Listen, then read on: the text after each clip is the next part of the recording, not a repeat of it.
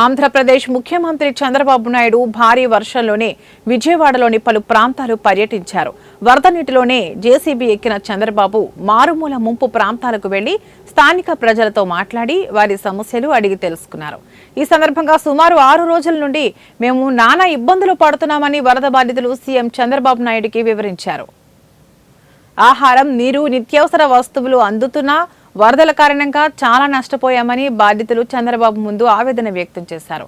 ఇంట్లో ఉన్న వస్తువులు, ఇంటి ముందు పార్క్ చేసిన వాహనాలు వరద నీటి దెబ్బతిన్నాయని, మమ్మల్ని ప్రభుత్వం అన్ని విధాలుగా ఆదుకోవాలని స్థానిక మహిళలు చంద్రబాబు నాయుడికి మనవి చేశారు. సోమవారం ఉదయానికి వరద నీరు తొలగిస్తామని, అంతవరకు ధైర్యంగా ఉండాలని, ప్రభుత్వం మిమ్మల్ని అన్ని రకాలుగా ఆదుకుంటుందని ముఖ్యమంత్రి చంద్రబాబు నాయుడు స్థానిక ప్రజలకు హామీ ఇచ్చారు.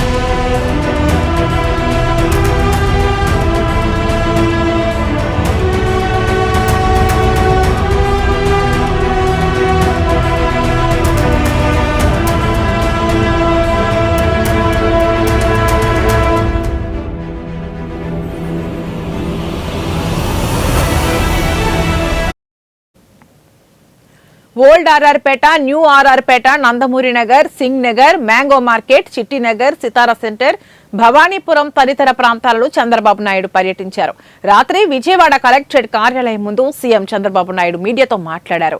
గత 5 ఏళ్ల కాలంలో వైసీపీ నాయకులు చేసిన పాపాలు విజయవాడ ప్రజలకు శాపాలుగా మారాయని సీఎం చంద్రబాబు నాయుడు ధ్వజమెత్తారు.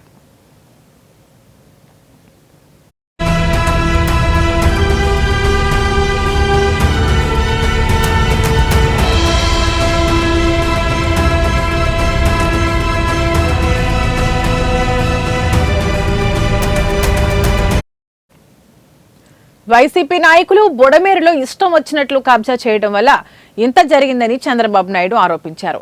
బుడమేరు శాశ్వత పరిష్కారానికి చర్యలు తీసుకుంటామని, ప్రజలు ధైర్యంగా ఉండాలని చంద్రబాబు నాయుడు హామీ ఇచ్చారు. గత వైసీపీ ప్రభుత్వం పులిచింతల, గుండ్లకమ్మ గేట్లను ఏమాత్రం పట్టించుకోలేదని, వారి నిర్లక్ష్యం కారణంగా ఈ రోజు ప్రజలు నానా ఇబ్బందులు పడుతున్నారని చంద్రబాబు నాయుడు మండిపడ్డారు. వరద ప్రాంతాల్లో కొన్ని చోట్ల ఇంకా సుమారు 4 అడుగుల మేర వరద నీరు నిలిచిపోయిందని చంద్రబాబు అన్నారు.